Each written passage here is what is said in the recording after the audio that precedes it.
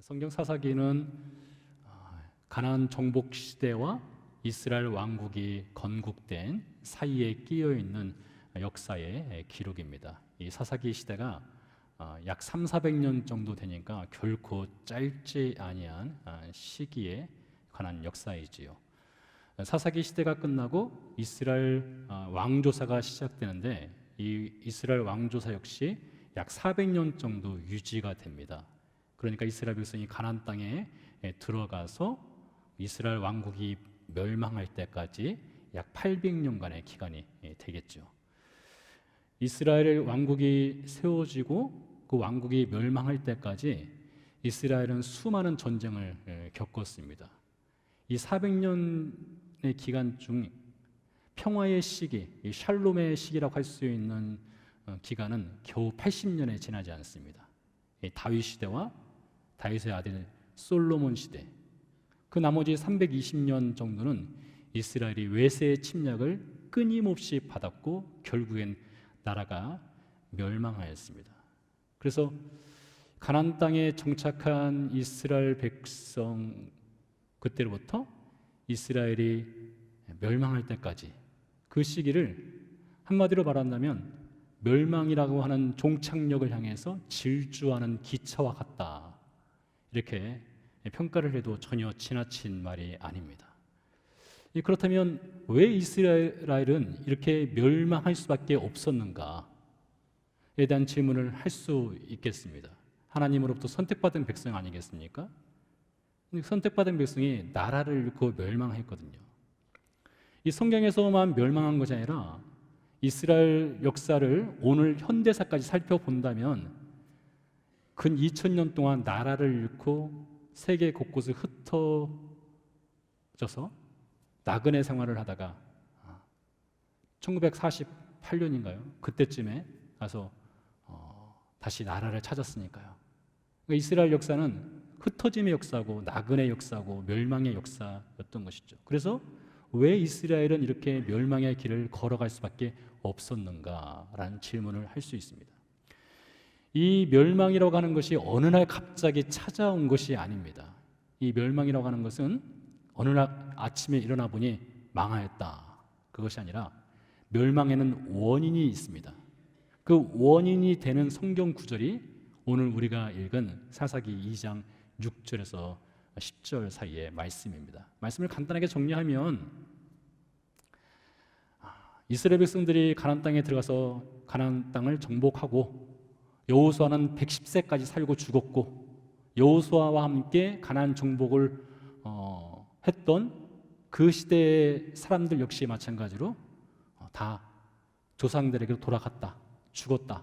그리고 그 다음에 일어난 세대는 하나님도 알지 못했고 하나님이 어떤 일을 행하셨는지도 전혀 알지 못하는 세대였다. 이것이 오늘 말씀의 내용이 되겠습니다. 그래서 이 사사기 2장 6절에서 10절은 한 나라와 민족이 망하게 된 그 이유, 그 직접적인 이유를 알려주는 장면이 되기도 하고요, 작게는 한 개인, 가족 혹은 교회가 망할 수 있는 그 이유를 알려주는 본문이 되겠습니다. 반대로 말하자면 어떻게 하면 망하지 않을 수 있을까, 이것을 알려주는 본문이라고 할 수도 있겠다 싶습니다. 근데 우리가 성경을 읽을 때에 이 성경을 단순히 이스라엘 역사로 읽는 것이 아니라 우리에게 적용하여서 우리 현실이 어떤지를 잘 파악을 하고 우리 다음 세대가 망하지 않으려면 어떻게 해야 될 것인가를 배울 수 있는 본문이기도 합니다. 자, 여호수아와 사사 시대를 보면은 이스라엘이 가나안 땅을 정복할 때 이 가나안 정복을 100% 완벽하게 한 것이 아니었습니다. 가나안 정복은 미완성으로 끝나버렸습니다. 여호수아서 17장 12절 13절 말씀을 읽겠습니다. 그러나 므낫세 자손이 그 성읍들의 주민을 쫓아내지 못했다고 했죠. 가나안 족속이 결심하고 그 땅에 거주하였더니 이스라엘 자손이 강성한 후에야 가나안 족속에게 노역을 시켰고 다 쫓아내지 아니하였더라. 쫓아내지 못하였다가 힘이 있어서 쫓아낼 힘이 있었음에도 불구하고 쫓아내지 않아야했다. 노역을 시켰다. 이렇게 나와 있고요. 사사기서 1장 19절 말씀입니다. 여호와께서 유다와 함께 계셨으므로 그가 산지 주민을 쫓아내었으나 골짜기의 주민들은 철병거가 있으므로 그들을 쫓아내지 못하였으며 1장 30절 읽어드리겠습니다. 스불루는 기드론 주민과 나할롤 주민을 쫓아내지 못하였으므로 가나안 족속이 그들 중에 거주하면서 노역을 하였더라. 자, 이 말씀에 보니까 이스라엘 백성들과 가나안 족속들이 함께 가나안 땅에서 공존을 하게 되는데요. 그 이후로 가나안 족속에게 철병거가 있었기 때문이다 이렇게 말합니다. 여러분 우리가 그 세계 역사를 보면은 그 석기 시대, 구석기 시대, 신석기 시대, 그리고 청동기 시대, 뭐 철기 시대 그런 역사의 흐름이 있지 않습니까? 그 중에서 이스라엘 백성들이 가나안 땅에 들어올 때는 그들의 문명은 청동기 문명이었습니다. 그러니까 그들이 갖고 있는 칼이나 창 같은 것은 구리로 만들어진 것들이죠. 그 당시에 가나안 백성들은 어떤 문명을 갖고 있었느냐? 철기 문명이 있었습니다. 철과 청동기가 부딪히게 된 것입니다. 누가 이길까요? 당연히 철이 이기죠. 그래서 말하는 겁니다. 그들에게 철병거가 있었다. 그 말인즉슨 우리는 새총 가지고 있는데 그들에게는 탱크가 있다. 이것과 비슷한 것입니다. 게임이 안 된다는 것입니다. 그래서 가나안 족속을 쫓아내지 못했다라고 말하고 있는데요. 여호수아서 6장을 보면 이게 또 거짓말이라는 것이 금세 드러납니다. 왜요? 여호수아서 6장 아주 유명한 사건이 등장하죠. 이스라엘 백성들이 가나안 땅에 들어가서 첫 번째로 정복한 성이 여리고성입니다. 그때 이스라엘 백성들이 칼과 창으로 여리고성을 점령한 것이 아니죠. 여리고성을 돌고 돌았습니다. 하루에 한 바퀴씩. 마지막 7째 날은 7바퀴를 돌았습니다. 그들이 함성을 지를 때에 하나님께서 여리고성을 무너뜨리셨지요. 이 전쟁을 통해서 하나님께서 이스라엘 백성들에게 가르쳐 준 것이 있습니다. 이 전쟁은 칼과 창으로 하는 전쟁이 아니다. 철병거를 두려워하지 마라. 이 전쟁은 이미 승리한 전쟁이고 승리를 확인하기 위한 전쟁일 뿐이다 라는 것을 가르쳐 주셨죠.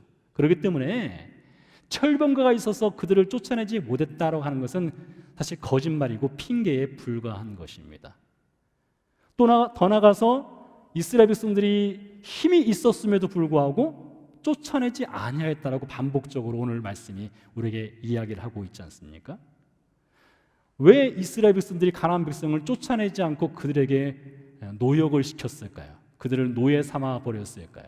여기에는 나름대로 이유가 있습니다. 이 가나안 정복 때부터 해서 이 사사 시대까지, 그러니까 성경으로 본다면 여호수아서와 사사기서 이 두 성경의 사건, 이 시대는 3세대가 같이 살고 있었습니다. 3세대. 첫 번째 세대는 출애굽 세대입니다.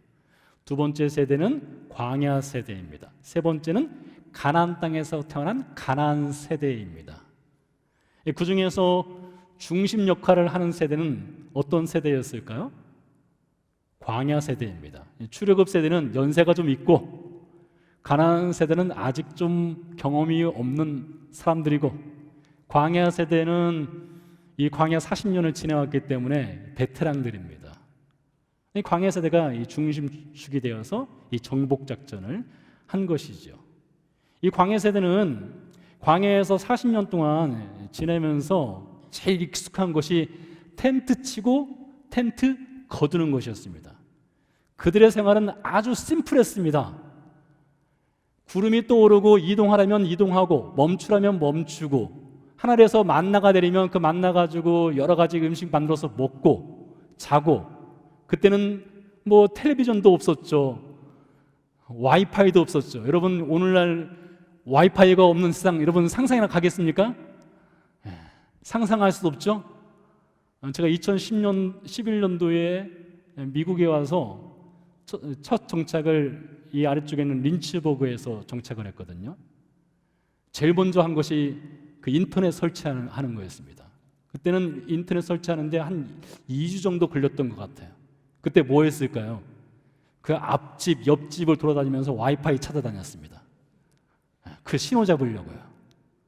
뭐가 돼야 뭘 하죠. 근데 여러분들 광야 시대는 그런 것이 없었어요. 여러분 캠핑 가면은 모든 것이 심플해집니다. 고민거리도 일단 뒤로 밀어놓고 캠핑 갔을 때 와이파이가 안 되면 더 심플해져요. 할 것이 없습니다. 자연스럽게 하나님이 묵상되는 때가 아무것도 없을 때입니다. 그래서 이 광야 세대는 아주 심플하게 삶을 살았습니다. 그러나 이 광야 세대가 가나안 땅에 들어가게 되었을 때에 삶의 환경이 완전히 바뀌어 버렸습니다. 전에는 하늘만 바라봤으면 됐는데 이제는 땅을 바라봐야 됩니다. 땅을 파야 하거든요. 밭을 만들어야 됩니다. 언제 밀과 보리를 심어야 할지 고민하게 됩니다. 근데 이 광야 세대는 농사를 져본 경험이 전무합니다. 그런 경험이 전혀 없거든요. 그럼 어떻게 해야 하면 좋을까요? 가장 쉽고 효과적인 방법은 주변에 있는 이 농업의 베테랑들인 가나안 족속들과 함께 사는 것입니다. 그들을 굳이 쫓아낼 것이 아니라 그들과 함께 어울려 살면서 그들의 도움을 받는 것, 그러면 농사도 지을 수 있고 행복하게 살 수 있다는 것이죠. 그래서 머리로는 하나님의 명령이 이해가 됩니다. 하나님께서 가나안 땅에 들어가면 쫓아내라 했으니까 머리로는 이해가 되고 가슴까지는 내려옵니다. 흔히 그런 말을 하지 않습니까? 사람의 신체 중에서 머리에서 가장 가까운 곳이 어디라고요? 가슴이라고 합니다. 그러니까 머리로 듣고 가슴으로 이해가 되고 가슴이 뜨거워질 수는 있다는 것입니다. 가슴이 금방 반응을 한다는 것이죠. 반면 머리에서 가장 먼 것이 어디일까요? 손과 발이라고 하죠. 머리로는 분명히 이해가 되는데 손과 발이 움직여지지를 않는 것입니다. 근데 가나안에 들어가서 이스라엘 백성들이 살다 보니 농사는 져야 되겠고 농사 지을 능력은 없고 경험도 없고 가나안 백성은 충분히 그런 능력이 있고 그러니 하나님의 말씀이 머리로는 들어오고 가슴까지는 오는데 손과 발이 움직여지지 않는 것이죠. 그래서 같이 어울려 살았습니다.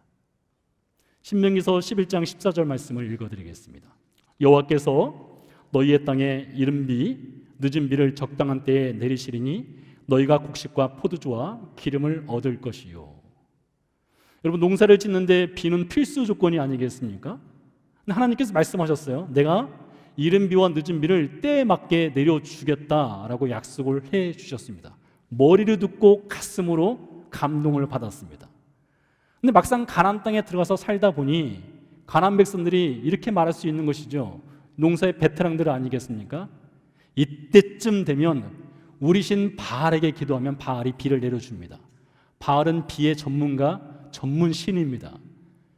근데 보이지 않는 하나님을 섬기다가 보이는 신, 돌과 나무로 된 그 신들 앞에서 경배를 드리고 절을 하고 비를 내려달라고 요청을 하는데 또 때마침 비가 내리거든요. 하늘에서요. 때마침 비가 내리니까 이거 참 바알이 보통 신이 아니구나.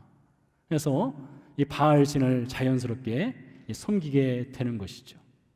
이렇게 가나안 땅에 정착을 하고 가나안 백성들과 어울려 살고 그들의 도움을 받으면서 농사를 짓고 좀 풍요롭게 살고 가나안 신을 섬기면서 큰 문제 없이 행복하게 살다 보니까 하나님이 우선순위에서 점점 밀려나게 됩니다.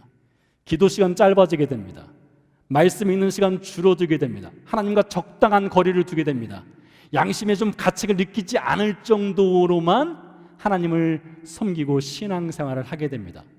참고로 여러분 이스라엘 백성들이 여호수아 시대나 사사 시대나 이스라엘 왕조 시대에 하나님을 한 번도 그들이 떠난 적이 없습니다. 하나님을 한 번도 떠난 적이 없어요. 하나님을 항상 섬겼습니다. 그러나 퍼스트가 아니라 세컨드로 섬겼습니다. 여러분 혹시 이게 우리 장면 아니겠습니까? 여러분 이민을 와서 미국 생활에 정착을 하고 어느 정도 생활에 안정이 되고 이제 좀 살만하면은 하나님에 대한 그 간절함과 그 기도 시간과 그 말씀 읽는 시간이 그 경건의 생활이 점점 후순위로 밀려나고 무엇인가 다른 것에 집착하거나 관심거리가 생기지 않습니까?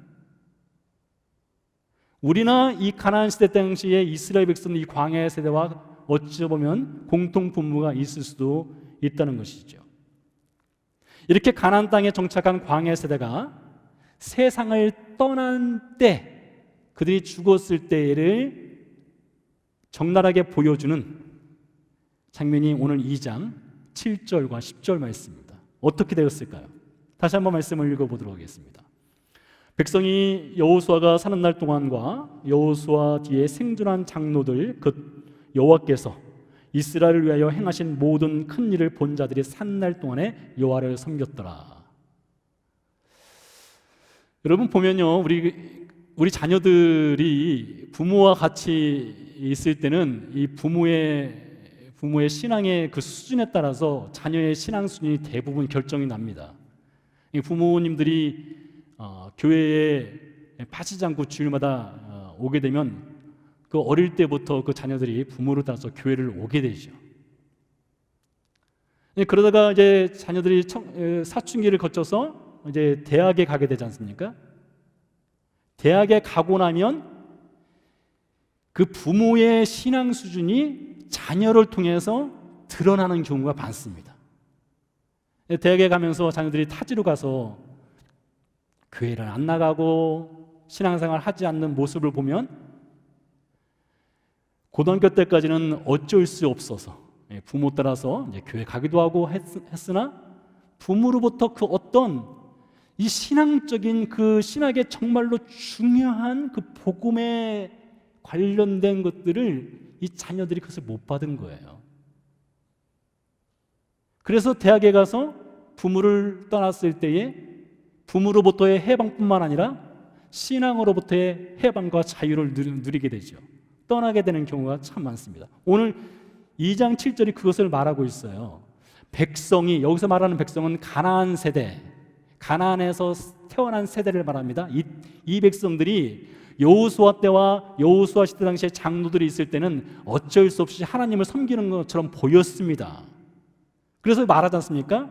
모든 큰 일을 본 자들이 사는 날 동안에 여호와를 섬겼다. 그때는 섬겼다는 것이에요. 자, 그런데요, 10절을 보면요, 그 세대의 사람도, 여기서 그 세대의 사람들이라는 것은 여호수아와 여호수아 시대의 광야 시대의 사람들을 말합니다. 그 세대의 사람도 다 조상들에게로 돌아갔고 그 후에 일어난 다른 세대는 여호와를 알지 못하며 여호와께서 이스라엘을 위하여 행하신 일도 알지 못하였더라 했습니다. 이제 민낯이 드러나게 된 것입니다.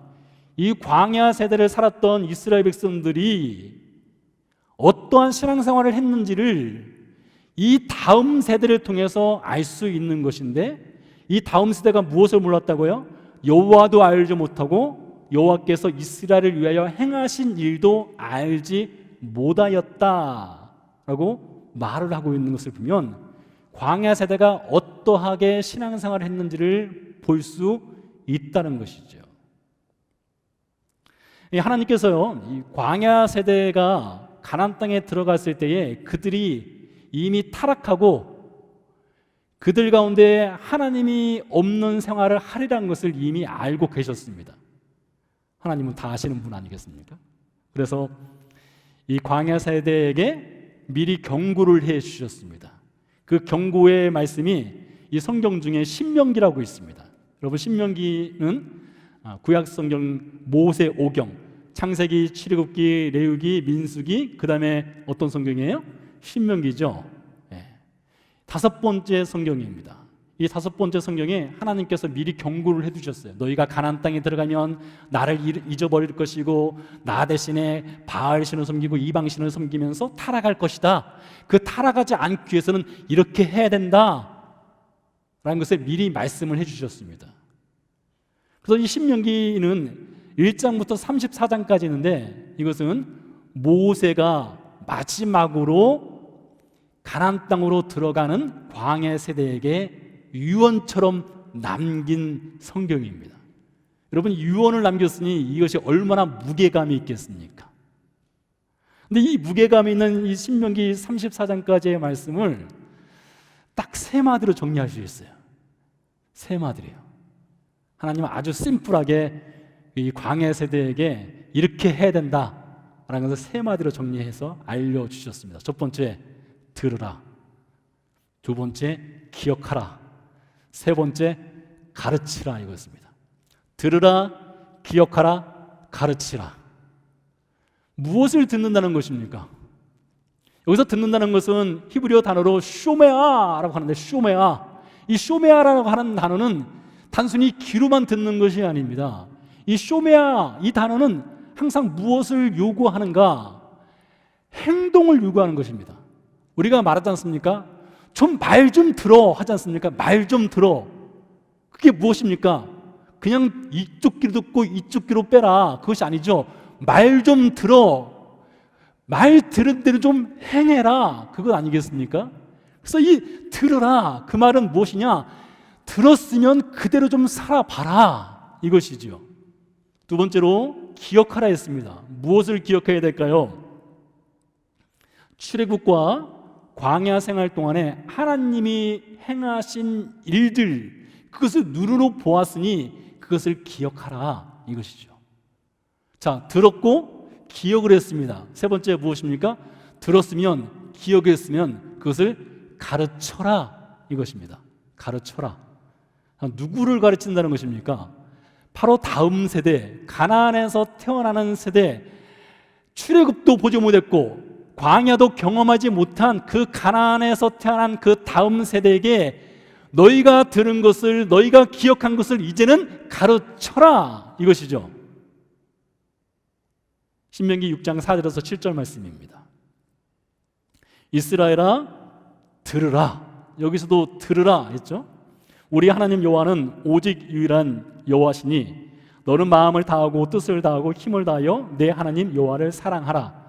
오늘 내가 내게 명하는 이 말씀을 너는 마음에 새기고 내 자녀에게 부지런히 가르치며 집에 앉았을 때든지 길을 걸을 때든지 누워 있을 때든지 일어날 때든지 이 말씀을 강론할 것이며. 여러분, 누가 가르쳐야 된다고 되어 있습니까? 교회 목사가 가르쳐야 한다, 이렇게 말하지 않았습니다. 교회 선생님들이 가르쳐야 한다, 주일학교에 너희 자녀들 맡겨라, 이렇게 하지 않았습니다. 뭐라고 했습니까? 네 자녀에게, 즉 아버지가 가르쳐야 된다, 어머니가 가르쳐야 된다, 이렇게 말하고 있습니다. 어떻게 가르쳐요? 집에 앉았을 때든지 길에 갈 때든지 누웠을 때든지 일어날 때든지. 죄송하게도 저는 이 말씀을 묵상하니까 무엇이 떠오르는가 하면 휴대폰이 떠오르더라고요. 휴대폰이요. 길을 갈 때도 휴대폰, 화장실 갈 때도 휴대폰, 누워있을 때도 휴대폰, 아침에 일어나서 휴대폰. 휴대폰과 떨어질 수 없는 우리 인생이 떠오르더라고요. 어쩌면 죽을 때도 이렇게 하고 죽을지 모르겠어요.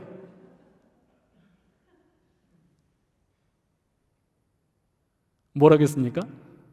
휴대폰 생각하지 말고 길을 갈 때든지 누워있을 때든지 앉을 때든지 일어날 때든지 언제고 24시간 쉬지 말고 이 말씀을 네 자녀들에게 아버지가, 어머니가 가르쳐라, 이것이었죠. 그렇게 하지 않으면 가나안에서 태어나는 세대는 하나님을 알 수 없다는 것이죠. 자, 그런데 이 경고의 메시지를 들으라, 기억하라, 가르치라, 이 경고의 메시지를 광야 세대가 귀로만 듣고 흘려보냈습니다. 자, 그래서 어떤 일이 발생합니까? 사사기 2장 1절에서 2절입니다. 여호와의 사자가 길갈에서부터 복임으로 올라와 말하되 내가 너희를 애굽에서 올라오게 하여 내가 너희의 조상들에게 맹세한 땅으로 들어가게 하였으며 또 내가 이르기를 내가 너희와 함께 한 언약을 영원히 어기지 아니하리니 너희는 이 땅의 주민과 언약을 맺지 말며 그들의 제단들을 헐라하였거늘 너희가 내 목소리를 듣지 아니하였으니 어찌하여 그리하였느냐. 자, 이 말씀은 이제 이 광야 세대가 가나안 땅을 한참 정복하고 거의 정복이 미완성이지만 어느 정도 마무리가 되었을 때에 하나님께서 여호와의 사자를 보내서 하신 말씀입니다. 한마디로 왜 내 말 안 들었냐 이거죠. 왜 내 말 안 들었느냐. 이 땅 백성들과 어울려 살지 말고 그들의 신을 섬기지 말라겠는데 왜 내 말 안 들었냐. 그러면서 여호와의 사자를 통해서 하나님께서 너희가 내 말 안 들었으니 너희에게 심판이 있다. 그들이 즉 가나안 백성이 너희 옆구리에 가시가 될 것이다. 올무가 될 것이다. 이렇게 말씀을 하셨습니다. 그 말을 듣자 이 광야 세대가 가슴이 뜨끔했습니다. 듣고 기억하고 가르치라겠는데 그것을 실천하지 않자 그 결과로 인해서 하나님이 심판하신다고 하니까 겁이 났어요. 그래서 반응을 보였습니다. 그 반응이 사사기 2장 4절 5절입니다. 여호와의 사자가 이스라엘 모든 자손에게 말씀을 이르매 백성이 소리를 높여 운지라. 그러므로 그곳을 이름하여 보김이라 하고 그들이 거기서 여호와께 제사를 드렸더라. 여호와께서 사자를 보내서 심판의 메시지를 전하자 겁을 먹고 가슴이 뜨끔한 광야의 사자가 두 가지를 했는데 첫 번째로 소리를 높여서 크게 울었습니다.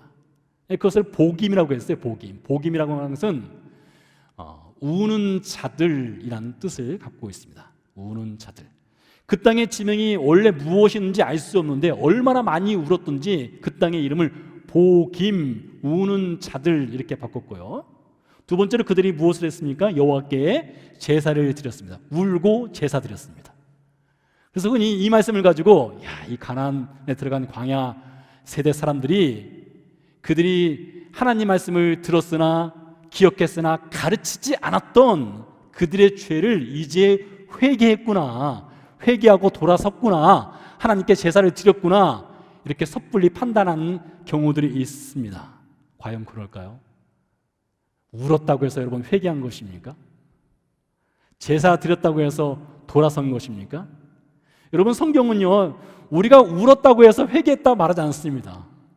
여러분 우리가 회개할 때 많이 울지 않습니까? 눈물은 안 나더라도 감정을 집어넣어서 우는 듯한 목소리로 이렇게 하나님 잘못했습니다, 용서해 주십시오 하지 않습니까? 여러분 그거 사실 회개 아닙니다. 그래서 회개의 첫 단계는 될 수는 있어요. 그러나 그건 온전한 회개가 아닙니다. 일전에 말씀드렸죠? 구약성경에는 회개라는 단어 자체가 없습니다. 참 재밌죠? 이 회개하면은 우리 그리스도인들에게는 아주 익숙한 말이 아니겠습니까? 그런데 구약 성경에는 회개란 단어가 아예 없어요. 대신에 어떤 단어가 있다고요? 슈브. 그 뜻은 돌아서라. 돌아서라는 단어가 회개를 뜻하는 것입니다. 여러분 회개라고 하는 것은 추상명사예요. 이게 뭔지 잘 모릅니다. 그런데 그래서 성경은 이 추상적으로만 생각하지 말고 머리로만 생각하지 말고 돌아서라, 슈브해라, 슈브, 돌아서라 이 말을 통해서 이 회개를 실천적으로 해야만 그것이 온전한 회개라고 하는 것을 가르쳐 주는 것입니다. 그냥 눈물만 흘리면 그것은 회개 퍼포먼스인 거예요. 그건 가짜인 것입니다. 돌아서지 않으면 그것은 회개가 아닌 것이죠. 이 사사기 2장에 나오는 이 광야의 세대는 너무나 큰 소리로 울었습니다. 제사까지 드렸습니다. 그러나 그들에게는 돌아섬이 없었습니다. 유에서 2장 12절 13절 말씀입니다. 여호와의 말씀에 너희는 이제라도 금식하고 울며 애통하고 마음을 다하여 그 다음에 뭡니까? 내게로 돌아오라.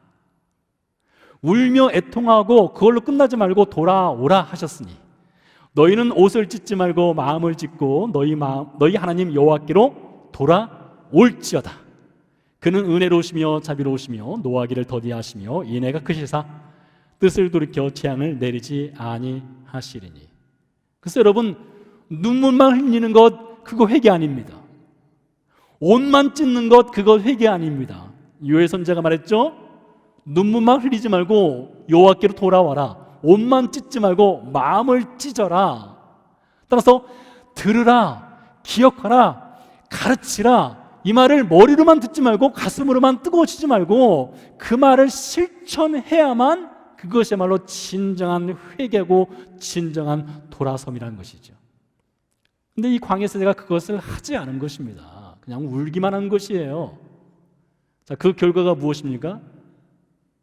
그 결과가 다음 세대에게 미치는 아주 악한 영향이었습니다. 사사기서 21장 2절 4절입니다. 이 말씀을 읽기 전에 여러분, 그러니까 여러분이 하나님의 말씀을 듣고 가슴은 뜨거워지지만 그 말씀대로 살지 않으면 여러분의 다음 세대, 여러분의 자녀가 될 수도 있고요, 우리 교회의 다음 세대가 될 수도 있고, 누구든지 여러분을 바라보면서 신앙생활을 하는 사람들이 여러분이 돌아서지 않으면 어떤 결과가 있는지를 볼 수 있는 장면이 사사기서 21장입니다. 말씀은 이렇게 됩니다. 백성이 베델에 이르러 거기서 저녁까지 하나님 앞에서 앉아서 큰 소리로 울며 이르되 이스라엘의 하나님 여호와여, 어찌하여 이스라엘에 이런 일이 생겨서 오늘 이스라엘 중에 한 지파가 없어지게 하시나이까 하더니 이튿날에 백성이 일찍 일어나 거기서 한 제단을 쌓고 번제와 화목제를 드렸더라. 여러분, 여기서 말하는 백성은 누군가 하면은 가나안 세대입니다. 가나안 세대, 가나안 땅에서 태어난 이스라엘 백성들입니다. 다음 세대로 갈 수가 있겠죠. 자, 이 다음 세대가 어떻게 했나 보세요. 이 다음 세대도 사사기서 2장에 나오는 광야 세대처럼 울었습니다. 그러니까 아버지가 하는 대로 똑같이 한 거예요. 같이 한 겁니다. 울은 것입니다. 그리고 아버지가 한 것처럼 뭐였습니까? 제사를 드렸습니다. 근데 그것이 끝이었습니다. 이 광야 세대가 돌아서지 않으니까 그것을 보고 그대로 자라난 다음 세대 역시 똑같이 사는 것입니다. 똑같이 사는 것이에요.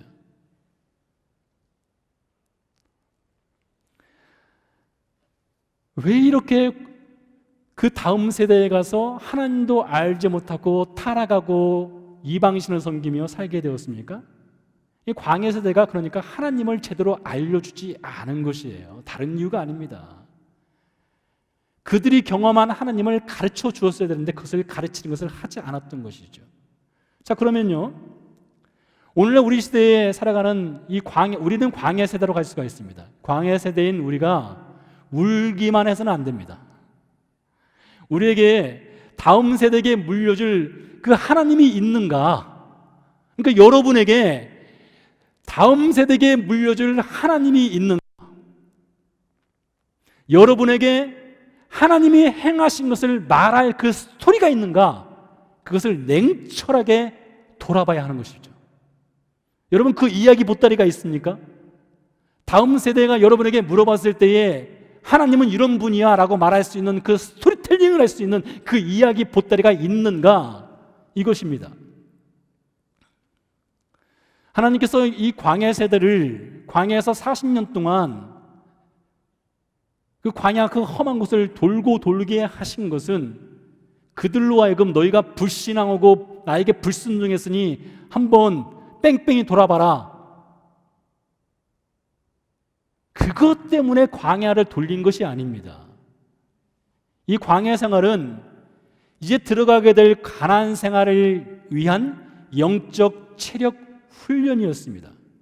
여러분, 광야에만 머물고 있으면 민생구가 없어요. 하나님이 먹여주십니다. 입혀주십니다.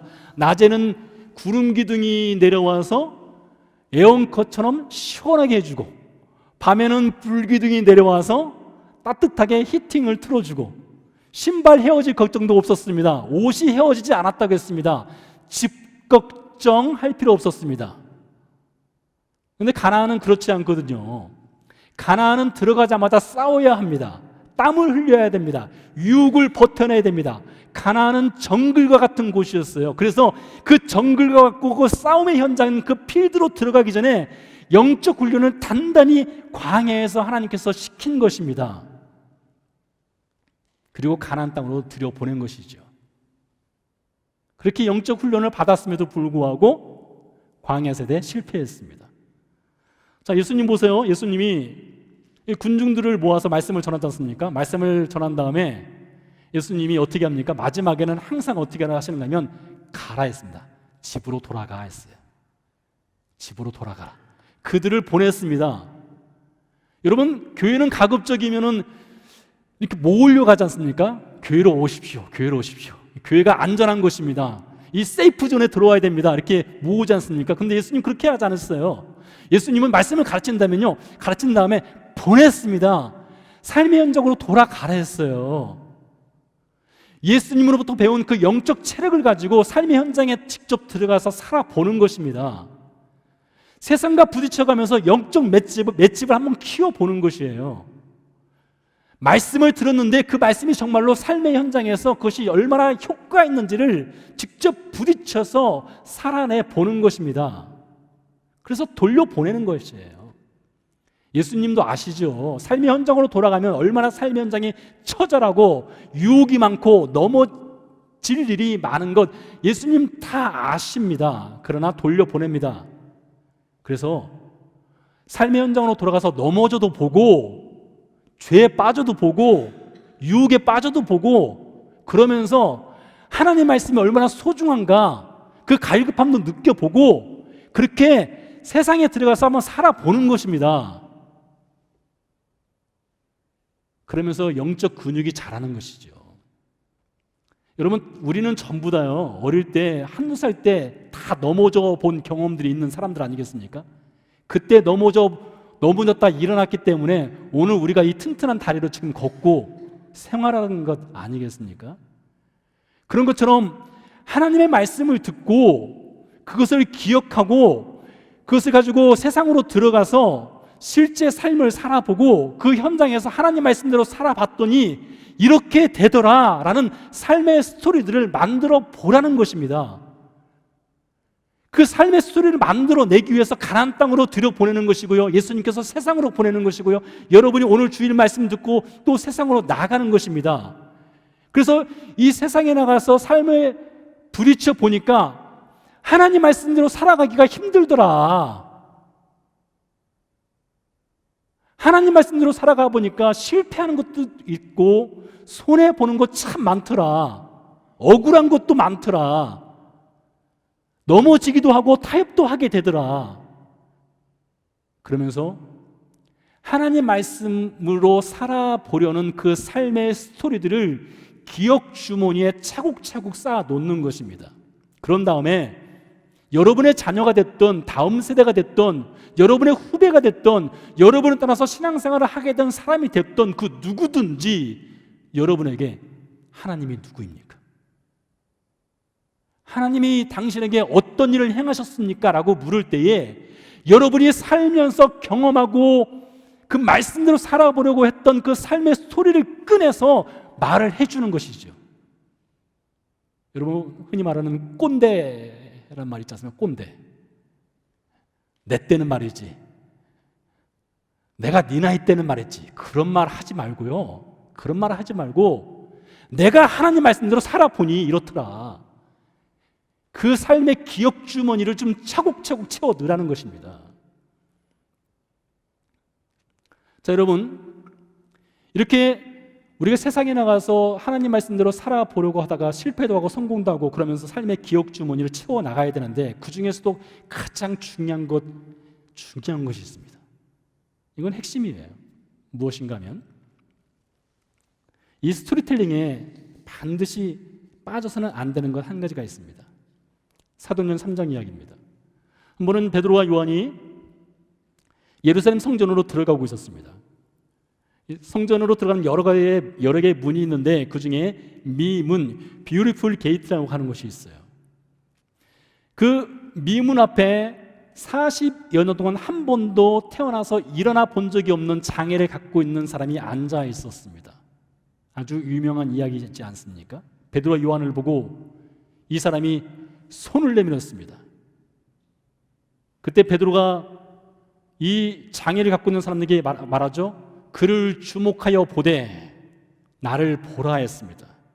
그가 돈을 얻을까 싶어서 베드로와 요한의 얼굴을 주목해 볼 때 베드로가 말하죠. 은과 금은 내게 없거니와 내게 있는 것으로 내게 주느니 곧 나사렛 예수 그리스도의 이름으로 일어나 걸어라 했습니다. 베드로에게 은이 없고 금이 없었습니다. 근데 베드로에게 무엇이 있습니까? 예수 그리스도의 이름, 그 복음이 있었어요.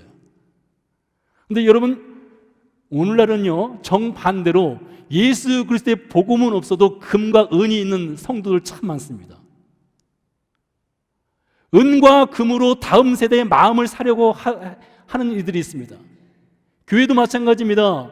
교회도 예수 그리스도의 복음이 아니라 프로그램으로, 이벤트로 사람의 마음을 사려고 하는 경우들이 너무나 많습니다. 여러분, 교회가 아무리 프로그램을 잘 돌려도요, 아무리 정말 뛰어난 아이디어를 가지고 이벤트를 해도요, 세상 프로그램 이벤트 절대 따라가지 못합니다. 이것은 뭐 진리예요, 진리. 따라가지 못합니다. 반대로요, 세상은요, 아무리 좋은 프로그램과 이벤트로 사람의 마음을 살 수는 있어도요, 세상 프로그램에는 복음이 없습니다. 사람을 정말 변화시킬 수 있는 그 복음이 없어요. 그러니까 세상 프로그램과 이벤트는요, 때마다 바뀌어야 됩니다. 때마다 업그레이드가 돼야 돼요. 그러지 않으면 금방 식상해집니다. 그런데 여러분, 이 복음은 어떻습니까? 지난 2000년 동안 이 십자가 이 복음이라고 하는 것은 단 한 번도 바뀐 적이 없습니다. 십자가 복음의 업그레이드가 된 적이 없습니다. 버전 1의 복음이 지금까지도 버전 1이에요. 업그레이드가 되지 않습니다. 왜요? 그 안에 생명이 있으니까요. 그것으로 충분하니까요. 그런데 여러분, 광야 세대를 살아가는 성도 여러분들이 다음 세대에게 예수 그리스도의 이름이 아니라 은과 금과 선물과 프로그램과 이벤트로 마음을 사려 한다는 것이죠. 그게 아니라는 것입니다. 그게. 우리가 정말로 줘야 될 것은 우리 안에 있는 스토리, 복음의 스토리예요. 그것밖에 없다는 것입니다. 광야 세대가요, 요단강을 건너서 약속의 땅인 가나안 땅으로 들어갈 때에 하나님께서 12명을 선택하라고 했습니다. 그리고 12명에게 요단강 안으로 들어가서 돌을 주워오라고 했어요. 그들이 돌 하나씩을 다 주워 올렸습니다. 그리고 길갈이라는 곳에 그 돌을 12개의 돌을 세우라고 했습니다. 그러면서 하나님께서 말씀하셨어요. 자, 돌 세웠지? 훗날 너희의 자녀들이 이 돌들을 보면서 아버지, 저 돌들을 왜 세웠습니까? 라고 물어보면 네 얘기하지 말고, 내 때는 이 얘기하지 말고, 내가 네 나이 때는 꼰대와 같은 얘기하지 말고 하나님께서 너희에게 어떤 일을 행하셨는지 이 돌들을 통해서 보여주어라, 그렇게 말씀하셨습니다. 사랑하는 성도 여러분, 여러분에게 그 돌이 있습니까? 여러분의 자녀와 여러분의 다음 세대와 여러분의 후배가 여러분을 따라서 신앙생활을 하는 그 누군가가 여러분에게 나에게 그 돌이 무엇인지 설명해 주십시오라고 말할 때 그 돌은 이것이야 라고 말할 수 있는 그 돌, 그 복음의 돌, 그 생명의 돌, 예수 그리스도의 말씀대로 살아갔던 그 돌, 그 스토리가 여러분이 있습니까? 우리 함께 기도하겠습니다.